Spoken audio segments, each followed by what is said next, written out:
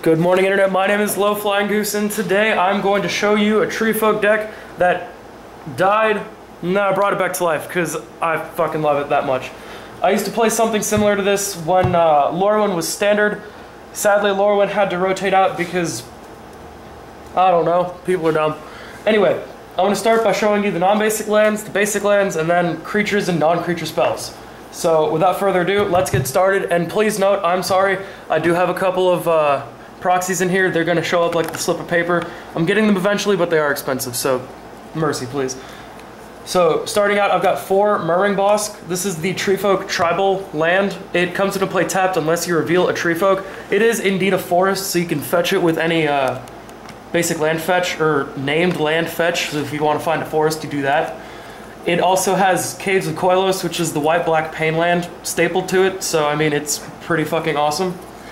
Next up, I've got 2 Stirring Wildwoods. This is the green-white manland from Worldwake.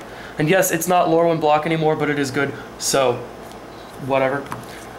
Next, I've got 3, 4, 5, 6, 7, 8 basic forests. This is the sexy forest. This is the German beta. These are all German unlimited. Yeah, Let's get a zoomed in shot of those real quick. Oh, nice. Christopher Rush. Let's see your artwork, custom artwork one more time. Yeah, if you've been watching our entire show today, you're seeing a lot of his customized artwork. He's got a private artist. And then I've got 3 basic swamps and 3 basic plains. These are, you know, plains. Holographic. Yeah. And then my swamps are actually a little bit more awesome. I've got an unhinged swamp. Oh, really? Got a custom art swamp. I'm pretty sure this isn't legal because it doesn't have a name or a type or normal art. Huh. And then I have my favorite. I've got a German misprint swamp. This is actually a misprint of Drudge Skeleton with the swamp art. What language is that? German? German. Okay. So you can see the regenerate 1/1 for It's got regenerate. It's a 1/1. It's a swamp for 2 mana, and it's got the name of Drudge Skeleton, and it's got the flavor text. It's kind of awesome. Someone told me that if it has the art, it's legal. So I mean, whatever. I use it as a swamp because I don't think anyone gives a fuck. So let's go to the creatures.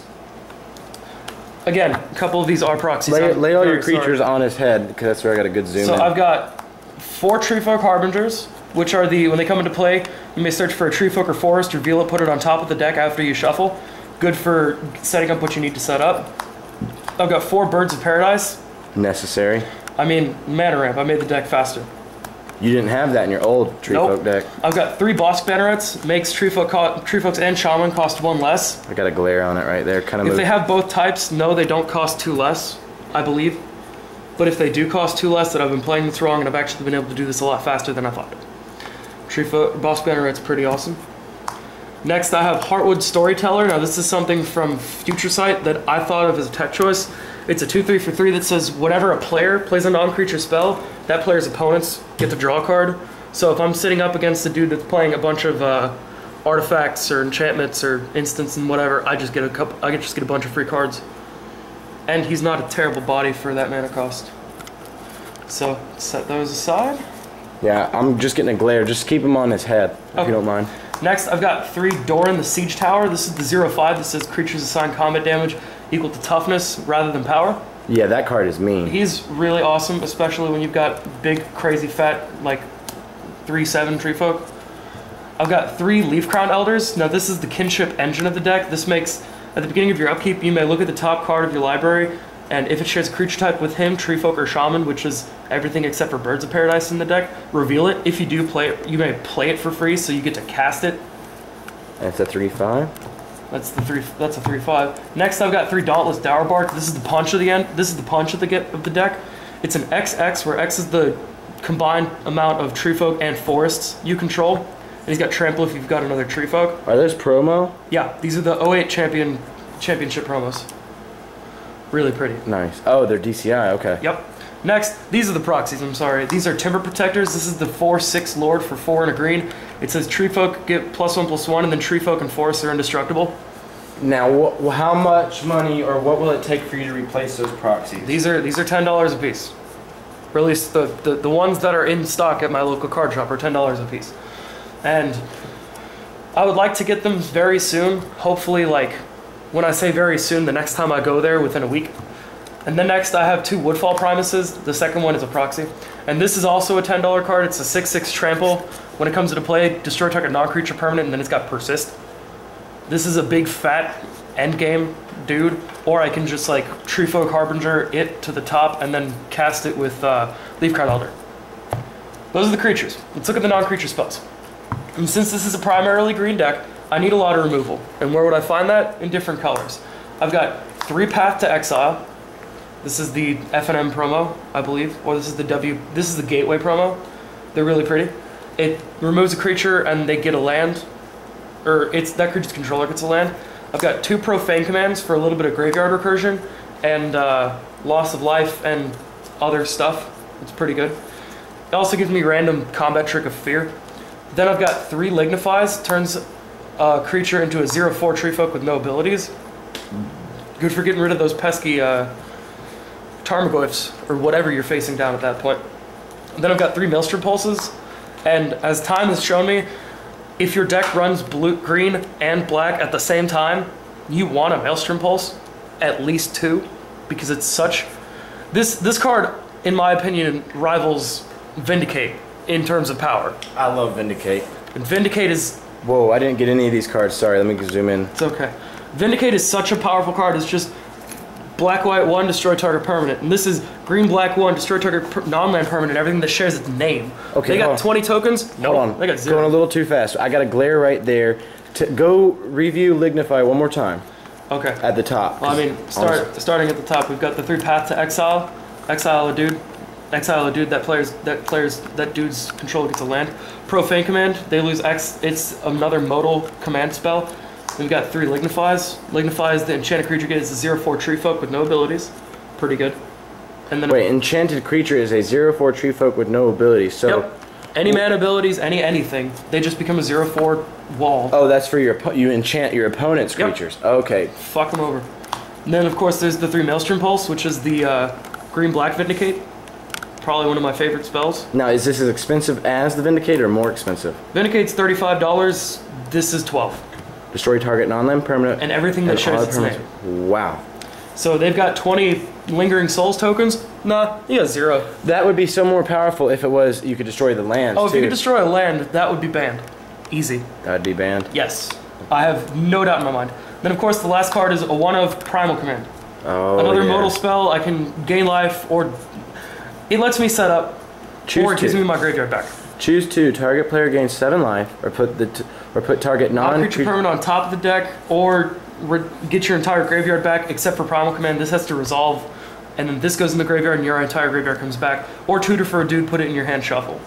It lets you set up, or it lets you come back from some life, or it lets you put them back a turn. Like if they've brainstormed and they set something up really nice on top of the deck, you're like, fuck you. Okay, so do a recap for me.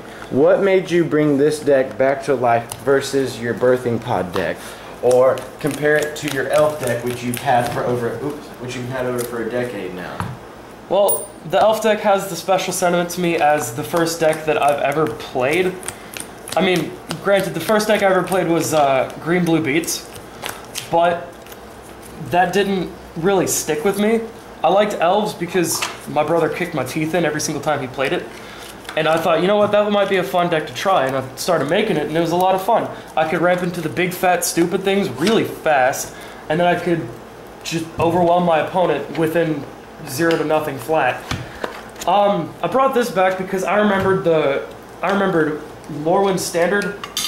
One of the only times I ever played Standard, and I remember back to the good old days of just making people cry as I had trees everywhere. So, give me one more, let's go to one more question.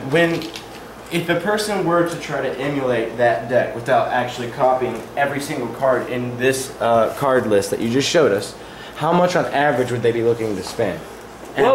And why would they want to spend that much on this deck? Because it's just overall, it's an all-serve deck? I'll go through the prices as of right now. Path to Exiles are 5 apiece, so this would be $15.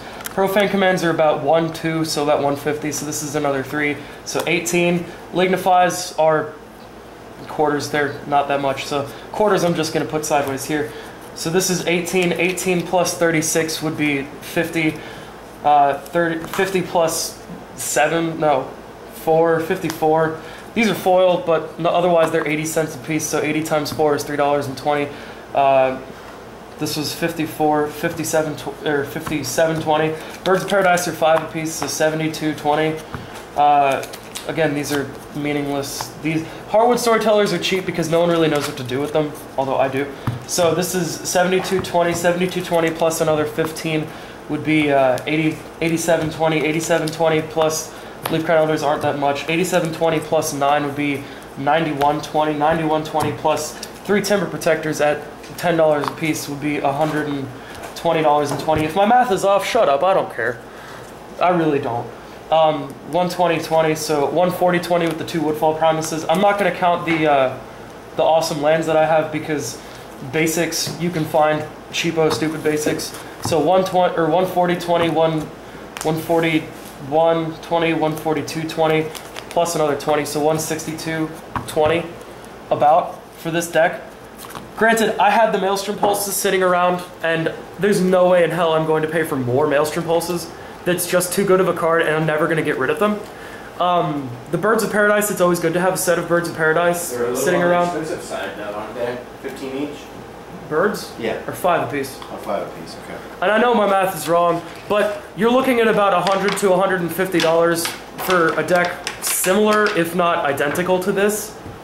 The reason I like this deck is that in Lorwyn Standard, I really didn't have to, like, sit there and pray to God I drew a good card. I was always able to set up the correct card when I needed it. Like, in Lorwyn Standard, it was, I have a Treefolk Harbinger, and I have a Profane Command in hand, but I only have 3 mana, and I need to go get something else like a land. I block their Chameleon Colossus or whatever with my Treefolk Harbinger, it dies. I Profane Command, they lose 1 life, and I get to reanimate my Treefolk Harbinger, put a Murmuring Bosk on top. I fix my land, I still have a blocker to stop their creature, and I have a way to set up and wait until removal comes my way. And back in the day in Lorwyn, yes, I didn't... I'll show you the cards I didn't have back in Lorwyn Shadowmoor Standard from this deck. I know there's a couple, like, I didn't have Maelstrom Pulse, I didn't have Heartwood Storytellers,